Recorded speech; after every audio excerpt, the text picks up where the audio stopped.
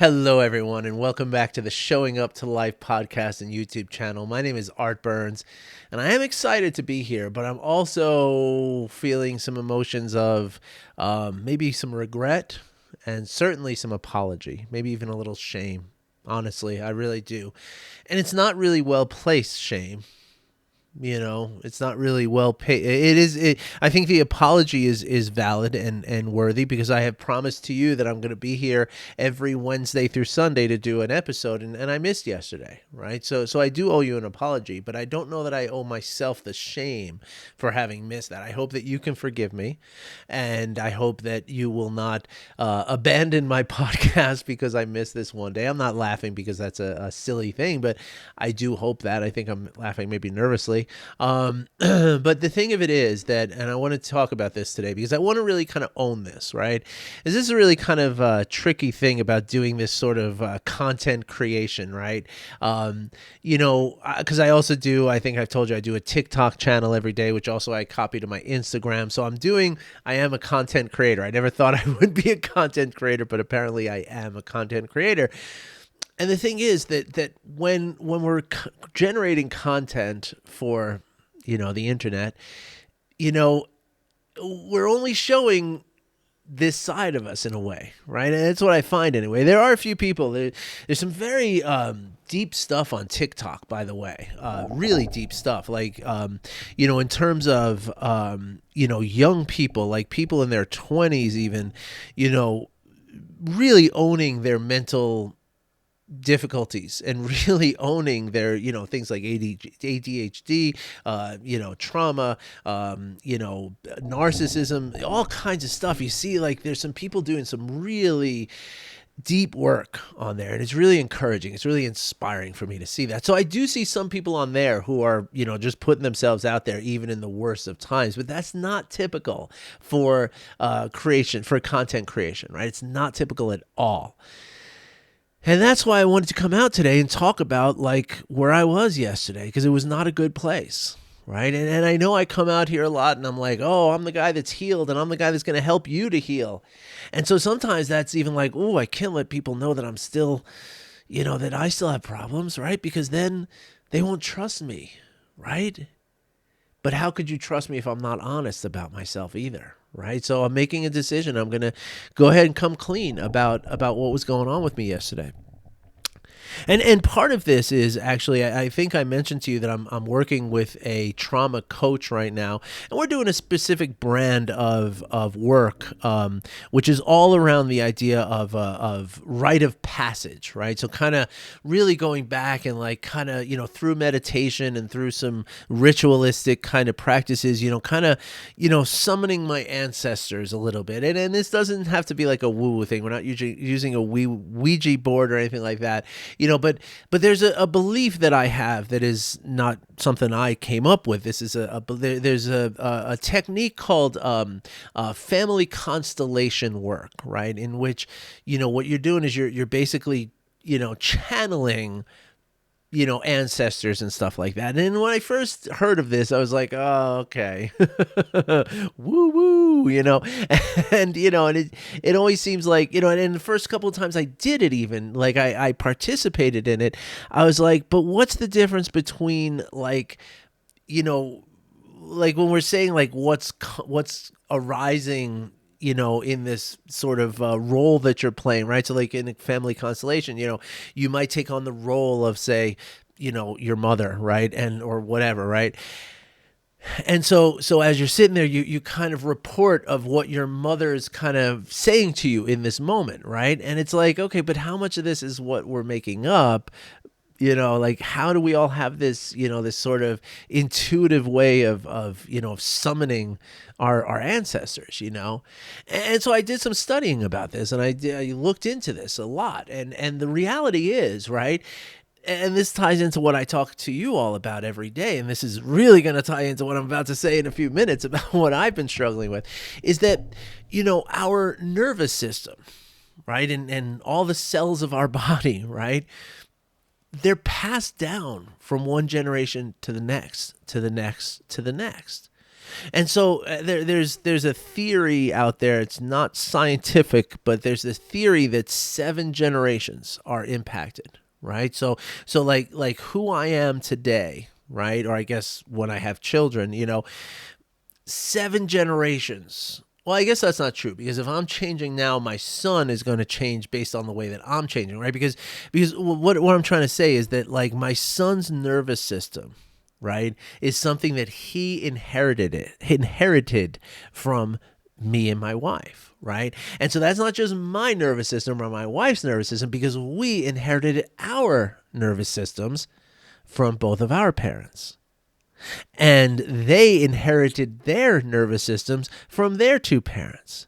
So what you have is, and if you go back 400 years, which is like 20 generations, I think they say, but if you go back that far, there are 4,000 people that were your grandparents, great-grandparents, great-great-great-great-great-great-great-great. 4,000 people it took to make you today. And so what that means is that you have 4,000 of those nervous systems are in you, right? Like, that is the real thing, right? That's not a woo-woo concept, right? That is cellular and genetic inheritance. That's something we've known for a long, long time. And so when we say that I'm feeling, my grandparents, it's actually true, right? You are, because your feeling inside of you is at least partially what they felt. Now, the only reason I say it's partially is because you have 4 grandparents, right? And so you have 4 parts of your nervous system, right? Like there's four ingredients in your nervous system, right, that make up the recipe, right? But now here's the thing. Within the lifespan, the nervous system can be changed, right? So that means that even though my son and my daughter are already born, the changes that they're going through based on the work that I'm doing right now, that if and when they have children, right, when my son's genetic coding is delivered through his sperm cells into the ovary of another person, well, then the contribution that my son is going to make is from a nervous system that is different from the one that he was born with, based on the work that I've done.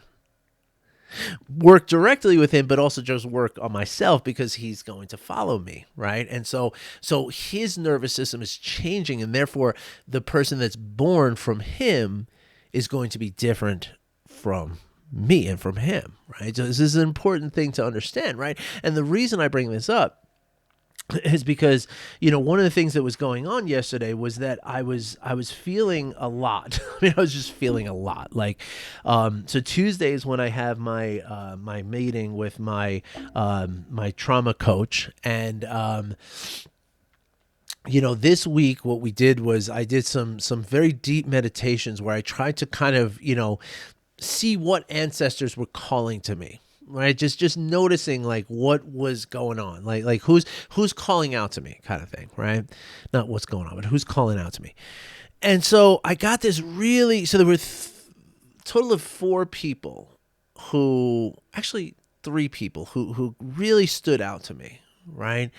2 of whom are very, cognitively important to me, right? I have somebody in my family line who is a pirate. And that's very important to me, because that's a badass dude, right? He actually was part of the British Navy, and they shipwrecked on Bermuda. And while they were on Bermuda, my great-great-great-grandfather said, you know what, if there's no boat, then I'm no longer a sailor, and so I'm leaving. And so he took off, and they caught him, and they sentenced him to death, right? And instead of going to the gallows, nobody knows how this happened, which is really awesome, right? This is a complete mystery. But somehow he went from being sentenced to death to, instead, we're giving you a boat and you're going to be a privateer, which is a state-sanctioned piracy, basically, and go get as many Spanish ships in the Caribbean as you can. right? So that is just a badass dude out there, you know? And so I've always, like, I have a tattoo on my shoulder of a pirate, you know, the pirate flag and stuff. So, I mean, that's something I hold near and dear to my heart. There's another figure, very shadowy, very mysterious figure, who, you know, lived in New York. He's like, my father's, like, great uncle. So my father's grandfather's brother, I think. But anyway, nobody knows what happened to him, right? He just disappeared, right? Like he just vanished. So it is assumed that he's buried in Potter's Field in New York City, right? In one of the islands, like Ward's Island, I think it is. Anyway, it's just, you know, his grave is marked with nothing but a little number, right? Like nobody knows that he's in there, right? And nobody knows if he is or not. Like we have no idea, right? So this shadowy figure, I've always been like, wow, that's my people, you know, because I feel like I can disappear sometimes like that too, you know. And so so those two kind of came out, but I think that might have been more my construction more than my conduition, right? But now this third person though, this is really intense. The third person that came to mind was somebody I never knew, never even knew of, really. It was always very mysterious, but my great-grandfather on my father's side, so my father's grandfather, right? It was very mysterious. Nobody really talked about him. It was always kind of, anytime we asked, oh, he just died when your dad was little, he never knew him, that kind of thing, you know? It turns out a much different story from that. It turns out I contacted my cousin yesterday and had her, you know, she's done the whole her and another cousin have done this whole genealogy thing and the whole Ancestry.com. They have their DNA on there in case anybody finds them and stuff like that. And they have. I mean, one of her sister gave up a child for adoption in college, and that person found her 40 years later. It's pretty intense stuff. So anyway, so I asked my cousin Joan, like, hey, can you help me, like, tell me anything you know about this guy? Because he came to me in this meditation. Joan also practices mindfulness, so I can talk to her about this. The rest of my family's like, hey, take some more mushrooms, dude, you know, whatever, you know, but my cousin Joan she's hip to what we're talking about. So she, you know, so she came right back and she told me this story that apparently, first of all, the guy's name is Shirley Arthur Moore. So that's Arthur. That's where I got the name from. Nobody even ever told us this, right? But my father's name was Arthur because his mother was Shirley Arthur Moore's daughter, and she honored him with naming her youngest son, right? Took the third try, she finally did it. So there's obviously something there, right? So apparently this guy was like a philandering, drunk, womanizing son of a gun.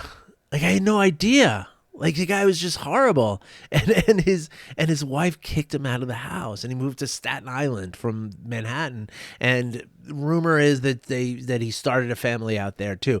My aunt, my cousin's mother, right, who's the cousin is my second cousin, so the aunt is my great aunt. So really, it's my father's aunt, and this is my father's cousin that I'm talking to, right?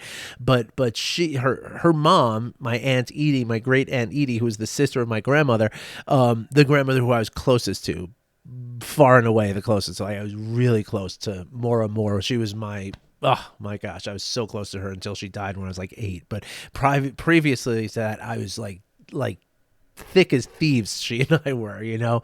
In 1977, I guess it was, 78, I dragged her to the movie theater to go to Star Wars, and she sat through that movie 4 times with me, just one after the other. We just never left the theater. We stayed there all day watching the movies. That's how tight we were. So anyway, she named her son after this mysterious guy, this dad who just got thrown out, right? And so apparently, like, her sister told a story to my cousin that that there was one day on the Staten Island ferry where they took the ferry over, and this guy, you know, her dad, you know, her mom just walked up to him, handed him an envelope, and then walked away. She's like, there must have been money. I have no idea what was going on, but that's the only time I saw him after he left, and now nothing ever since then, right? We have no idea. And so I tell you this story because it's important to recognize that, you know, like all of the trauma that I'm going through from my father, right? My father was a philandering, womanizing drunk. I was a philandering, womanizing drunk. My son could have, like, he was slated to become the next philandering, womanizing drunk. But I broke the cycle. And it's funny because I broke the cycle with his name first before I had any idea if any of this was going on, right? I had no idea any of this was happening. And so when my wife and I 10 years ago, 11 years ago, were coming up with names for our son who was about to be born, Arthur did come up, right? Because I'm a junior, right? So it would be Arthur the second or the third or something like that. So like, hey, how could we not keep this going, right?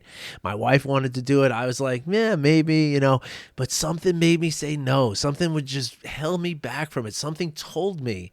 And again, this nervous system of mine, right, that has been passed down for generation after generation after generation, it was telling me, no, don't name your son Arthur. Don't do it. It's not right. That's not the name for him. Come up with something original. Come up with something different. Right?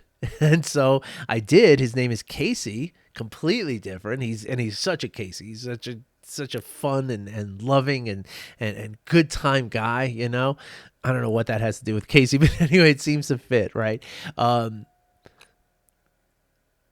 But this is what happens, right? So anyway, why am I telling you all this? I don't, to be honest with you, I'm not sure. I'm just coming up with this because I wanted to come clean with you. I wanted to make sure that you understood that I didn't just blow off yesterday, right? It wasn't just because I wasn't feeling well, although I was not feeling well. Like I woke up in such a ragey kind of place, and I don't, and I think part of it is actually part of the trauma, and that's what I wanted to talk to you about, right? So as a child, right, because of my father, who was a philandering, womanizing drunk, he was also very driven about making money, right? That was first and foremost always, right? When I was about 11, 12 years old, my father told me I was stupid. Literally said, "You're stupid for sitting there listening to music. You should be doing something while you're listening to the music." Right? Like that's the attitude that we had, right? And so it was very much about, and this goes into like what, not necessarily Shirley Arthur Moore, but my other my other ancestors, right? Even the privateer, like that is somebody who, your job just became your life. Right? Like there's no separation between those. I have another ancestor who was on the Mayflower, and he got on the Mayflower with a woman who gave birth on the Mayflower, which tells you how desperate somebody had to be to make a new life for themselves, that they would let their 9-month pregnant wife get on this boat. Right. And they had the baby on the boat named Oceanus, which you probably heard about him in history books. A lot of times my daughter's Thanksgiving, play, they mentioned Oceanus. He was the only baby born on the Mayflower, and he lived to be about 8 years old. Right. But the idea is that Stephen Hopkins, who is the father of Oceanus, he got off that boat, and what did he do? He started a bar. He opened the first bar in Plymouth. Maybe he was a womanizing, philandering drunk too, huh? You think? But that's the thing. I have this history of all these men who have just committed themselves completely and 100% to the toil and the difficulty of business, of labor. And so a lot of times what happens for me is that I get into a place where I think of like I have to do this podcast every single day. Right? If I don't do it every single day, then I'm a horrible failure. I am stupid, right? Because that's the way my father told me when I was young. Like, you're stupid for, he didn't say you're stupid, but he says, don't you think that's stupid to just sit there and listen to music, So that's his way of being nice, I guess, But anyway, so yesterday morning I wake up and I had a conflict, right? I had a conflict because I told my son that I go take him. He's dying to play some golf, and there's a driving range. I said, okay, we'll go hit a bucket of balls. There's a couple of practice holes there, so we'll spend about an hour, but then I got to get back to work, right? And when I was trying to do all this, it just became so like this pull that I had, that I wasn't working, that I was taking like an hour on a Wednesday morning to go play golf with my son, it just felt like I was crumbling inside. Now, normally I would just push through it. I'd say, Art, shut up and do the work. Pardon me. And I might show up here and I might give you a half-assed podcast. I might give you a brilliant podcast. But either way, I'm going to be only halfway here, right? Because I'm so worked up, right? And so yesterday I made the decision to change things a little bit, right? I made the decision to, instead of pushing through it, I made the decision to honor what was really happening for me. And this is at the heart of everything I tell you to do, right? So in a way, I had some trepidation about telling you how I had this moment of failure, right? But the important thing is what I did with that moment of failure, right? So what did I do? I did lots of meditation yesterday.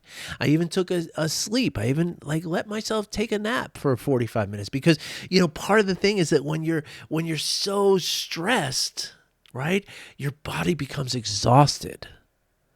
And the last thing that we think we can do then is to stop and sleep. So we just make our body more exhausted.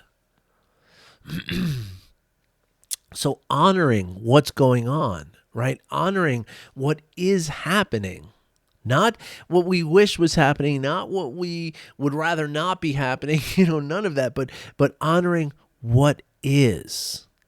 And really being true to that thing that is happening today. So if that is, you're having this tremendous trauma, stress reaction, and it's exhausting you, well then you know what? Cancel appointments you can cancel. Allow yourself to have some time to take care of yourself, right?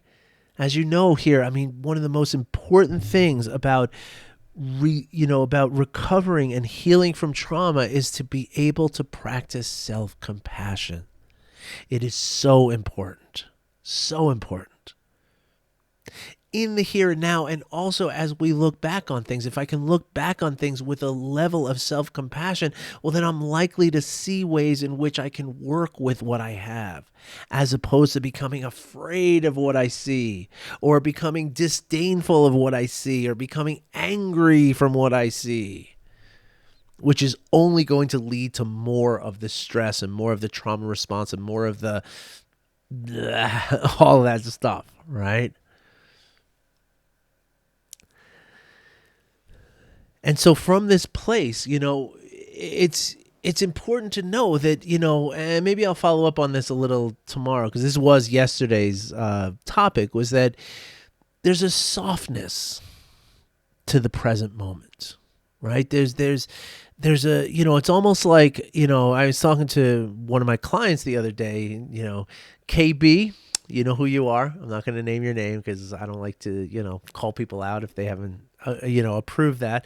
But last Friday we were talking, KB and I were, and he said that. He said that coming back into the present moment, it feels like there's a softness to it.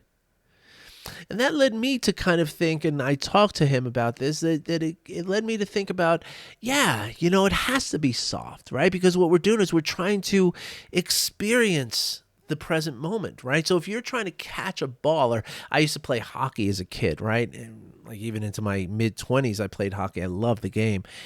They talk about soft hands in hockey, right? And it's such a weird thing, right? Because hockey, you guys, play with stitches over their eyes and get back out on their ice and stuff, and you talk about these brutish, hard, teeth missing kind of guys.